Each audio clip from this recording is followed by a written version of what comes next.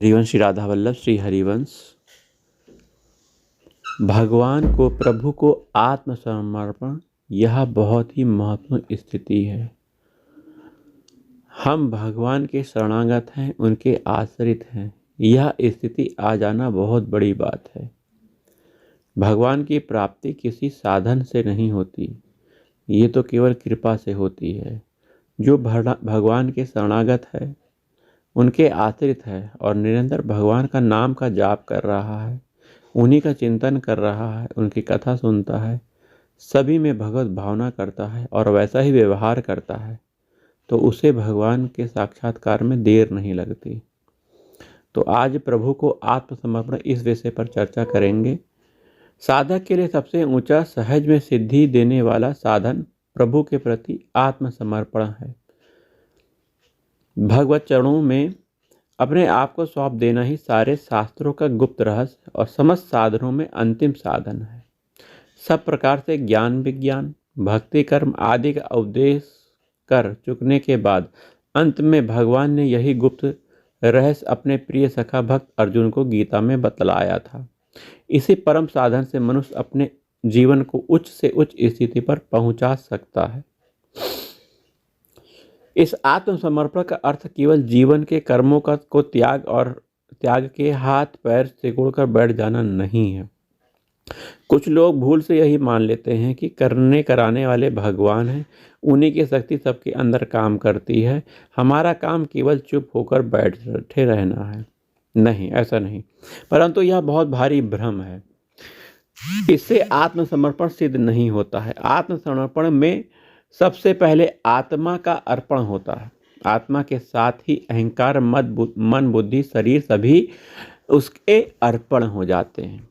ऐसा होने पर साधक को यह स्पष्ट उपलब्धि होने लगती है कि इस शरीर, मन, वाणी में जो कुछ होता है सो वास्तव में भगवान ही करा रहे हैं। इससे पहले वह समझता था कि मैं कर रहा हूँ, अब समझता है कि भगवान कर रहे हैं। अपने कर्तापन का सारा अहंकार भगवान के अहंकार में मिल जाता है, क्योंकि मन बुद्धि उन्हीं के अर्पित हो चुकी है। मन बुद्धि का सारा स्वतंत्रता यहाँ पर लुप्त हो जाती है। अब वह भगवान का संकल्प ही उसका संकल्प, भगवान का विचार ही उसका विचार, भगवान की क्रिया ही उसकी क्रिया है।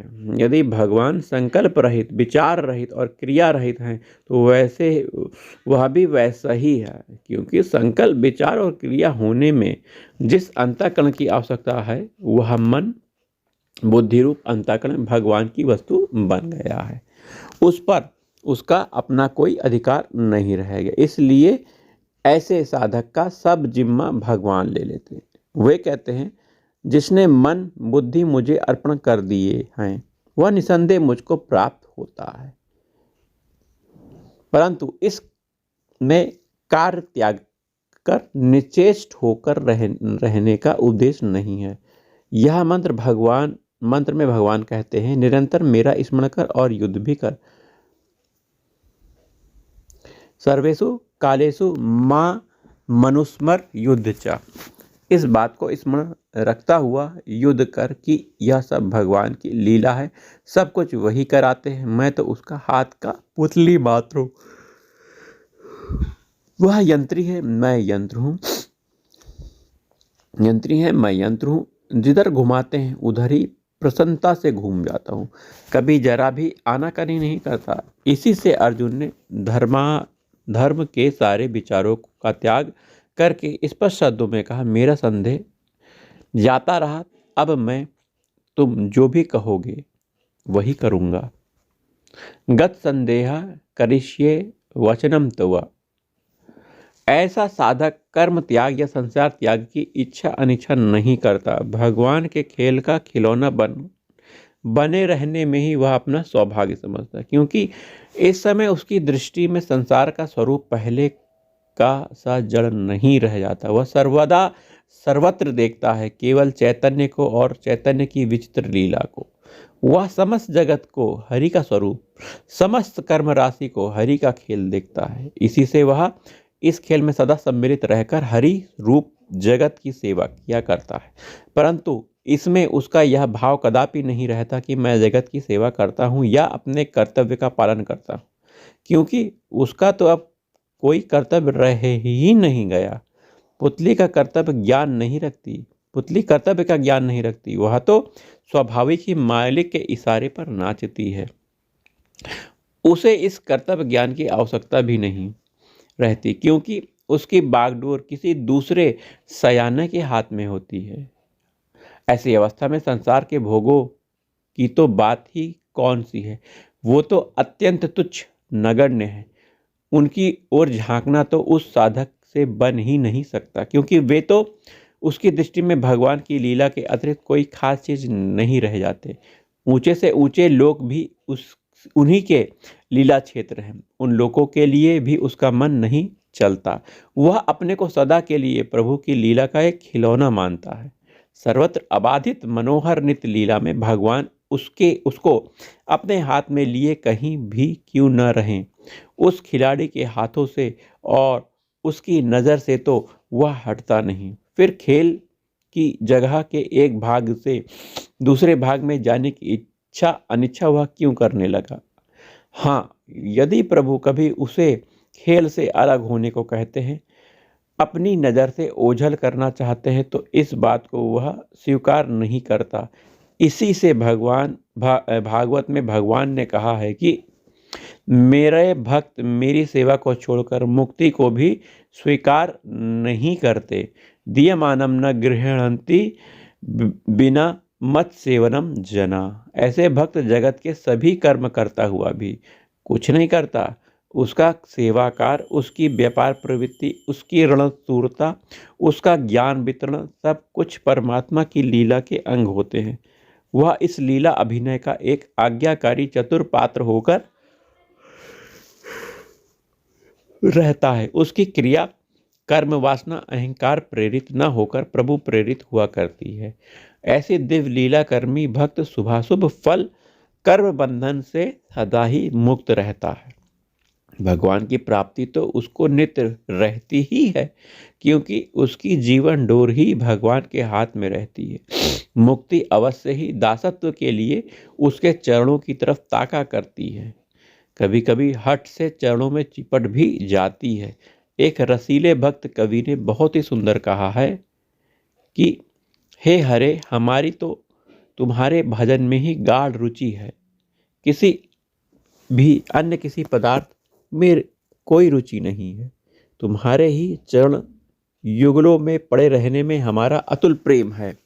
हे भगवान, तुम्हारी कुछ ऐसी अपार महिमा है कि हम वह बेचारी मुक्ति जब सकाम विषय कामी लोगों को नापसंद कर डालती है, तब उसी क्षण अपने को निराश्रय समझकर बड़ी उत्सुकता से हम भक्तों के चरणों में चिपटकर हमारी चरण सेवा करने लगती है। चरण सेविका बनने से भी ऐसे भक्त उस मुक्ति के चुंगल में फंसना नहीं चाहते। इस तरह के ऊंचे साधकों की सारी जिम्मेवारी स्वभावतः ही भगवान के ऊपर रहती है।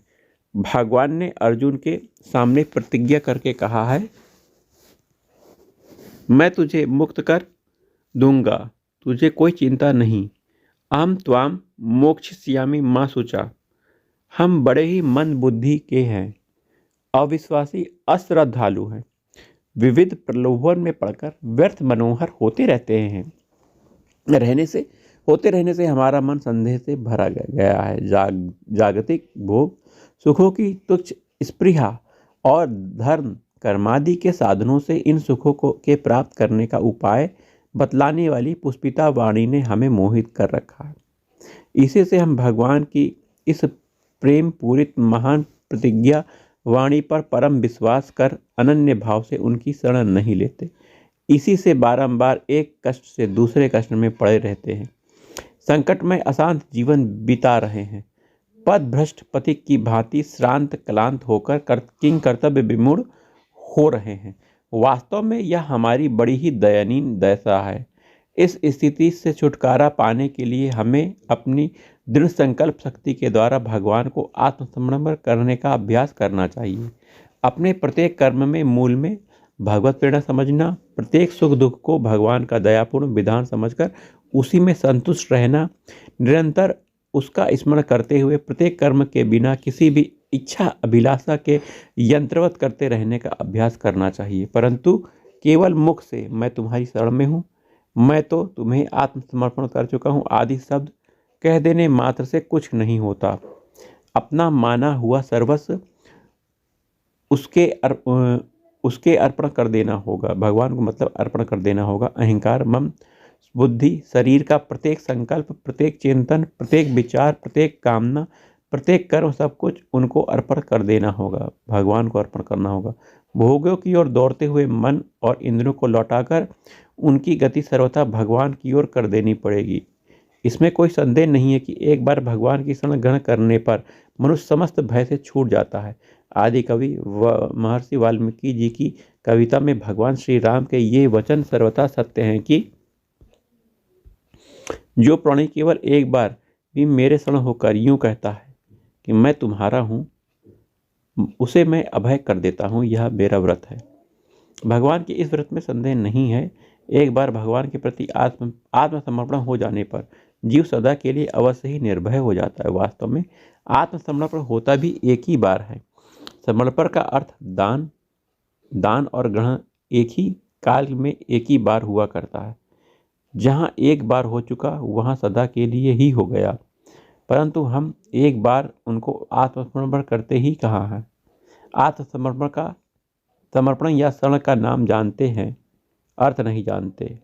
हमारा ध्यान ज्ञान भजन या तो लोक दिखाऊ होता है या भोगों को पाने के लिए होता है। हमारे मन की सारी वृत्तियाँ नदियों के समुद्र में जाकर पड़ने की भांति सदा संसार सागर में जाकर पड़ी रहती है। ऐसी अवस्था में हम निर्भय कैसे हो सकते हैं। अंतर्यामी भगवान भला बनावटी बातों में क्यों फंसने लगे। सच पूछिए तो हम भांति भांति के भयों में फंसे हैं। पुत्र के मरने का भय, पिता के मरने का भय, धन जाने का भय, कीर्ति नाश का भय, झूठी इज्जत का भय, शरीर का नाश का भय, घर समाज के नाराज होने का भय। एक भय हो तो बताया जाए। हमने तो अपने चारों ओर भय का दल बटोर रखा है। इसी से हम आज तंबाकू, सिरकी, तुच्छ चीज़ें छोड़ने में भी स्वास्थ्य नाश का भय रहता है। सर्वथा हानिकारक रूढ़ी तोड़ने में भी लोकलाज समाज का भय रहता है। सच्ची बात कहने में भी राजा का भय रहता है। इन्हीं सब भयों के कारण हम नाना प्रकार के पापों में रत रहते हैं। यह आसुरी भाव है। जब तक इन आसुरी भाव में फंसकर रहकर हम पाप बटोरते हैं तब तक भगवान के शरण कैसे हो सकते हैं। भगवान ने स्वयं कहा है कि माया से जिनका ज्ञान हरण कर लिया गया है, ऐसे पापी आसुरी स्वभाव के नराधम मनुष्य मुझ भगवान की शरण नहीं ग्रहण करते। इन सब भय के दलों का दलन कर सबको पैरों से कुचलते हुए दृढ़ और अविराम गति से आगे बढ़ना होगा। तब हम निर्भय शरणपद के अधिकारी होंगे। तो एक दृष्टांत हम आगे के वीडियो में भविष्य में कभी बताएंगे। जय जय राधा वल्लभ, श्री हरिवंश, श्री वृंदावन, श्री वंचन। जय जय श्री राधा।